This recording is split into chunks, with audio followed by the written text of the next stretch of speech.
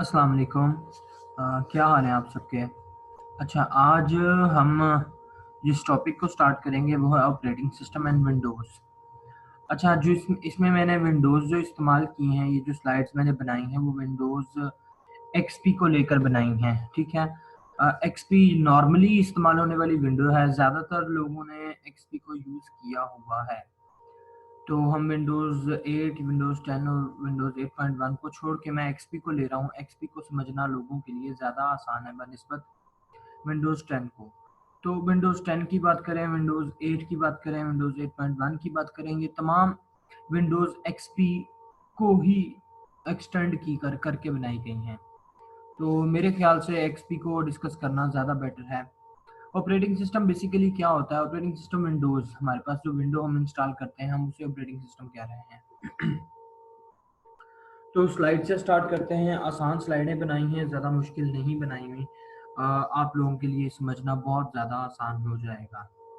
फिर भी अगर किसी का कोई क्वेश्चन हो तो वो कमेंट सेक्शन में लिख के भेज सकता है या मुझे डायरेक्टली मुझसे कम्युनिकेट कर सकते हैं आप लोग। तो हम स्लाइड्स को स्टार्ट करते हैं। Operating system, what is an operating system? Operating system basically क्या है? The most important program that runs your computers. यानी कि ये ऑपरेटिंग सिस्टम बेसिकली एक सॉफ्टवेयर है। ऑपरेटिंग सिस्टम एक system software that runs your hardware, जो आपके हार्डवेयर को एग्जीक्यूट कर रहा होता है। The most important program that runs on your computer, it manage all the other programs on the machine. Machine में होने वाला हर program is controlled by operating system. Every PC has to have one to run other application to programs. हर computer में एक operating system होता है। कुछ लोग अपने सिस्टम में एक से ज़्यादा विंडोज़, एक से ज़्यादा ऑपरेटिंग सिस्टम भी इंस्टॉल कर सकते हैं, करते भी हैं कुछ लोग, ठीक है? Every PC has to have one to run other application और program, it is the first thing loaded. आपके कंप्यूटर में जब भी आप कंप्यूटर स्टार्ट करते हो, जो सबसे पहली चीज़ लोड होती है वो ऑपरेटिंग सिस्टम ही लोड होता है। तो ऑपरेटिंग सिस्टम क्या है? Operating system is the most important program that runs on your computer.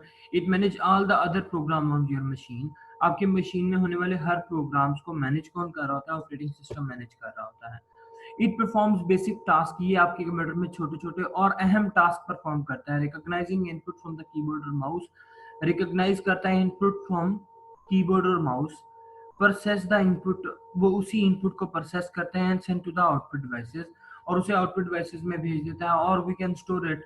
और फिर वही ऑपरेटिंग सिस्टम की मदद से हम अपने वही डाटा जो इनपुट हुआ, जो प्रोसेस हुआ, जो आउटपुट हुआ, उसे स्टोर कर सकते हैं for later use. Sending output to the monitors, ये मॉनिटर प्रिंटर हर जगह पर आउटपुट को भेजता है। यानी कि आपके कंप्यूटर में इनपुट से लेके आउटपुट, आउटपुट से लेके स्टोरेज और प्रोसेसिंग, ये तमाम काम कौन करवा रहा होता है? ऑपरेटिंग सिस्टम करवा रहा होता है। Operating system keeping track of the files and directories on your disk and, अच्छा, आपके कंप्यूटर में जहां पर भी फाइल्स हैं, जो डायरेक्टरीज जिस डिस्क में पड़ी है, या कोई भी चीज आपके कंप्यूटर में मौजूद, हर चीज कंट्रोल्ड बाय ऑपरेटिंग सिस्टम। वो ऑपरेटिंग सिस्टम की मदद से कंट्रोल होती है, उसे ऑपरेटिंग सिस्टम की मदद से ही प्लेस किया जाता है। हर होने वाला काम ऑपरेटिंग सिस्टम करवा रहा है। Controlling peripheral devices, peripheral devices क्या होती हैं? यहाँ पर ये पेरिफेरल को डिस्कस कर रहा है। ये चीज पेरिफेरल डिवाइसेस के बारे में मैंने आप लोगों को बताया भी था मेरे ख्याल से पिछले लेक्चर में शायद। Peripheral devices are those devices which connects your computer with the help of port. ऐसी तमाम डिवाइसेस जो आपके कंप्यूटर में पोर्ट की मदद से कनेक्ट होती है, उन्हें पेरिफेरल डिवाइसेस कहा जाता है। Controlling peripheral devices such as disk drives and the printers, आपके कंप्यूटर में जुड़ने, आपके कंप्यूटर में अटैच होने वाली हर फाइल जो किसी पोर्ट की मदद से कनेक्ट हो रही है, उसे पेरिफेरल डिवाइस कहा जाएगा। और peripheral devices are controlled by operating system. Peripheral devices भी कंट्रोल होती हैं ऑपरेटिंग सिस्टम की मदद से। Is there more than one type of operating system? Yes, there are more than one types of operating system. Operating system एक से ज्यादा types के हैं। Generally there are 4 types. Generally जो ऑपरेटिंग सिस्टम की टाइप्स हैं वो 4 टाइप्स हैं, based on the type of computer, types, controls and the sort of application they support. और एप्लीकेशन के लिहाज से वो किसी और चीजों को सपोर्ट कर सकते हैं। Single user, single task, this type manage the computer so that one user can efficiently done on effectively done on one thing at a time. Android operating system जो है वो सिंगल यूजर है, single task operating system है। या जैसे कि आप सैम्बियंस आपके पास होता था, जावा का ऑपरेटिंग सिस्टम होता था पुराने मोबाइल्स में, सैम्बियंस मोबाइल के अंदर वो सिंगल यूजर होते थे, सिंगल टास्क होते थे। एंड्रॉयड मेरे ख्याल से मल्टीटास्किंग है, आप एक वक्त में एक से ज्यादा काम कर सकते हैं एंड्रॉयड के अंदर। ठीक है, और अगला चलते हैं, अगली स्लाइड पे आते हैं।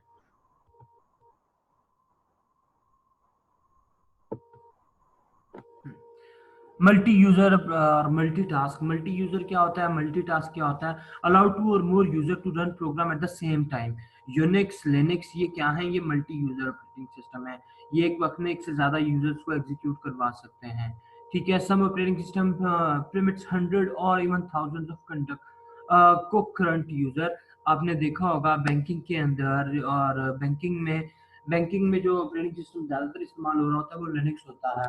ठीक है, क्यों, क्योंकि वहां पर एक ही वक्त में एक से ज्यादा यूजर्स उसको यूज कर रहे होते हैं, उसके साथ कोऑपरेट करते हैं, उसके साथ काम कर रहे होते हैं।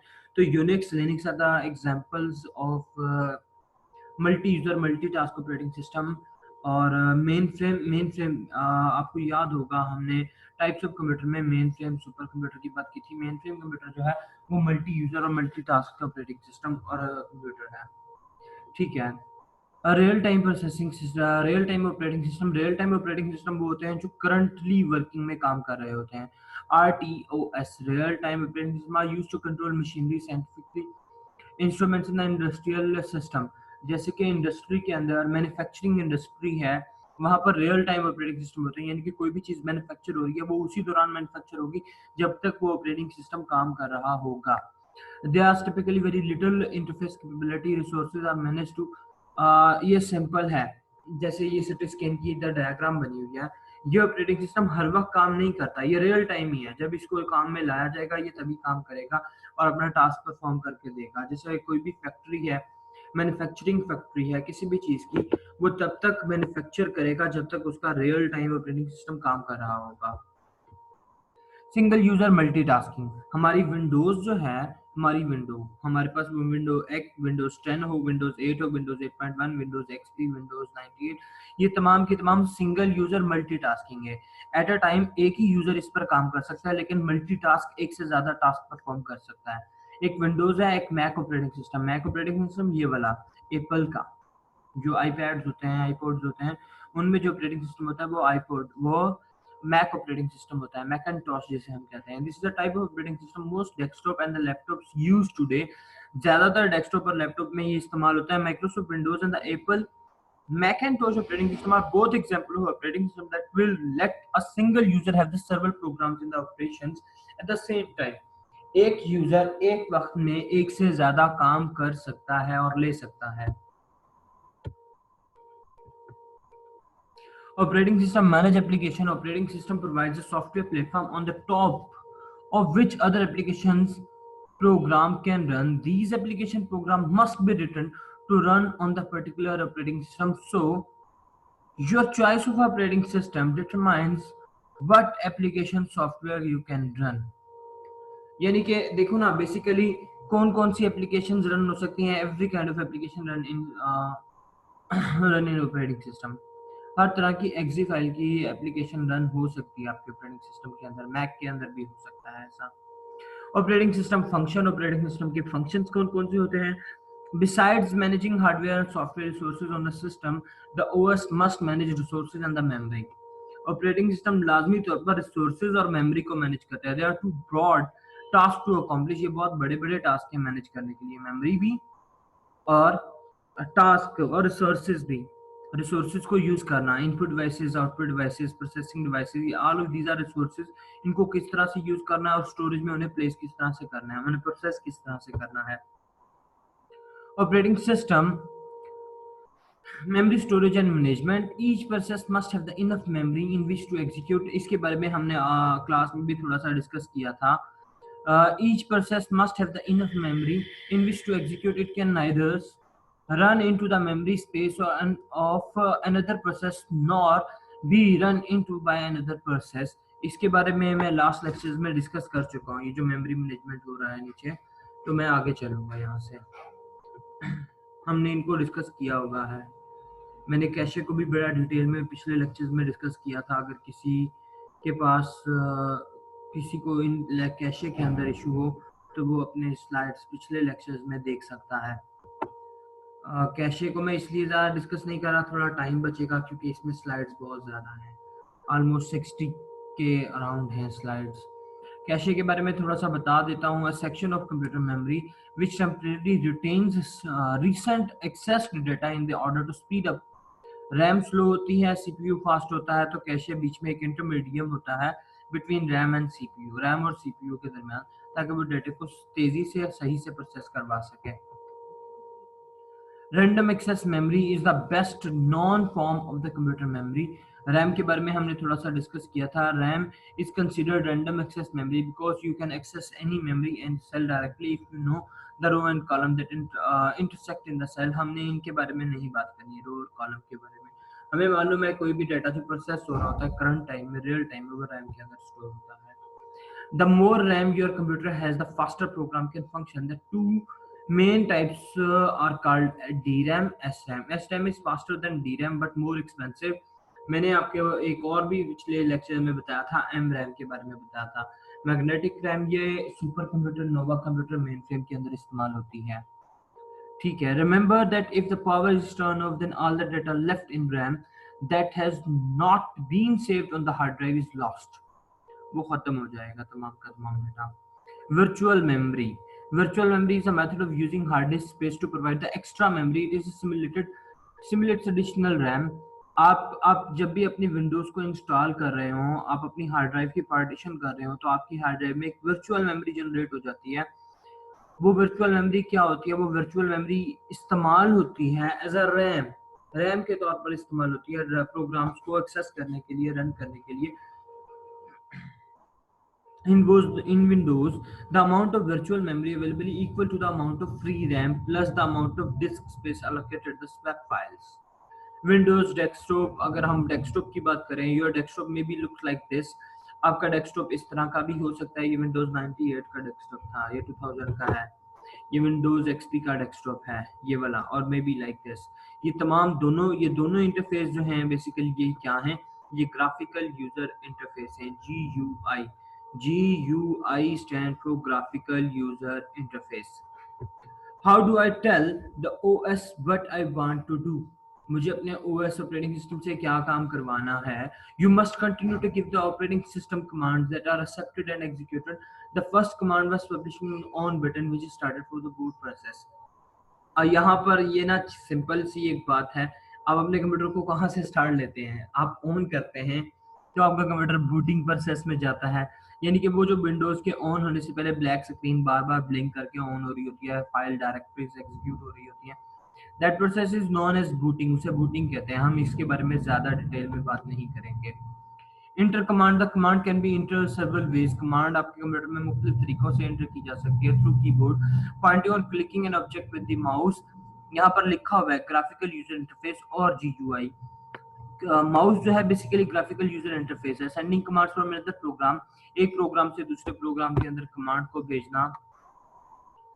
अच्छा जी, GUI standard graphical user interface have standard that are usually the same or similar in the all system and application standard apply to pointer and pointing devices, icon, desktop, windows and the menus. वो तमाम चीजें जो आप screen पर physically देख सकते हो, all of these are the graphical user interface. उन्हें graphical user interface कहा जाएगा। Windows GUI pointer, GUI use the picture, symbols, icon rather than the words to represent some object. अभी मैंने इसके बारे में बात की है। A pointer or the mouse pointer is a small arrow or other symbols that moves on the screen. You move as a mouse, जिसे आप माउस के तौर पर मूव कर रहे होते हैं। An I-beam pointer use may be desktop, ये भी यूज हो सकता है, ये भी यूज हो सकता है। बेसिकली ये ग्राफिकल यूजर इंटरफेस है। ग्राफिकली आप इन्हें देख सकते हो, जैसे मेरे पास ये है जो मैं हिला रहा हूँ स्क्रीन पर। इसके ऊपर जाऊंगा तो ये आई बीम पॉइंटर बन जाएगा, यानी कि आप लिखने के लिए इस्तेमाल करते हो। इसके ऊपर जाऊंगा तो ये पॉइंटिंग के लिए इस्तेमाल हो जाएगा। अच्छा जी, the term cursor typically used shows where the typing where appears, otherwise the term of pointer. Normal ये है, हेल्प के लिए ये है, वर्किंग इन बैकग्राउंड के लिए ये है, बिजी के लिए ये है। अच्छा देखे ना, मूव, ये अगर मैं ये वाला पॉइंटर ये मूव के लिए इस्तेमाल हो रहा है, बिल्कुल ऐसे ही। अगर मैं इसकी लेंथ को बढ़ाना चाहूंगा तो ये देखें, अब मैं लेंथ को बढ़ाना चाह रहा हूँ तो मेरे पास ये वाला पॉइंटर आ गया। हैंड राइटिंग के लिए ये विंडोज एक्सपी के हैं बेसिकली पॉइंटर्स, जो शेप्स जो हैं वैसे विंडोज मेरे पास विंडोज 10 है, उसमें भी ऑलमोस्ट यही है। मेरे पास विंडोज 8.1 है, इससे पहले मैंने 10 रखी हुई थी। Windows GUI interface icon, a small picture that represent a command, object files, MS word के लिए, एक्सेल के लिए, पिक्चर्स के लिए, an internet explorer, Acrobat reader, word perfect, point and the click with the mouse. ये simple सी बातें हैं, आप इनको रीड कर सकते हैं आसानी से, आप सबको समझ आ जाएंगी। ऑब्जेक्ट आइकन, शॉर्टकट आइकन्स, ये शॉर्टकट आइकन्स हैं। जो भी आइकन जिसके ऊपर ये वाला एरो बना होगा ना, देख रहे हैं आप, लाइक अपवर्ड एरो, ये वाला क्या होगा, शॉर्टकट होगा। और वो एरो, वो तमाम आइकन जिनके ऊपर कोई किसी तरह का भी सिंबल नहीं है, ये ऑब्जेक्ट आइकन होंगे। ऑब्जेक्ट आइकन जैसे कि आपके डेस्कटॉप के ऊपर आइकन होते हैं, वो ऑब्जेक्ट आइकन होते हैं। अच्छा, you can divide the screen into different areas in which in each windows you can run a different program or display the different file. You can move window around, यानी कि आप इन तमाम को move कर सकते हो, तमाम को प्ले कर सकते हो एट द सेम टाइम। क्योंकि हमारी विंडोज सिंगल यूजर है और मल्टीटास्किंग है। Windows GUI menus. Menu is an on-screen list of options for using the program. It can also be used the list of category with the many other. जैसे कि आप देख रहे हो मेरे भी स्क्रीन पर ये स्टार्ट मेन्यू है, ये स्टार्ट मेन्यूज हैं छोटे छोटे। ये तमाम आपका सिस्टम इसी तरह का होता है। अगर मैं इसको ओपन करूंगा तो ये बेसिकली ये मेरे पास ये आ रहा है। तो दूसरी जगह पर क्या है, विंडोज 95 में ये था, विंडोज 2000 में ये विंडोज एक्सपी का स्टार्ट मेन्यू है। तो इजी आप इनको डिफर कर सकते हो। Share data, because of the format, इस स्लाइड को बेशक आप रहने दें, मैं इसको डिलीट कर देता हूँ यहाँ से।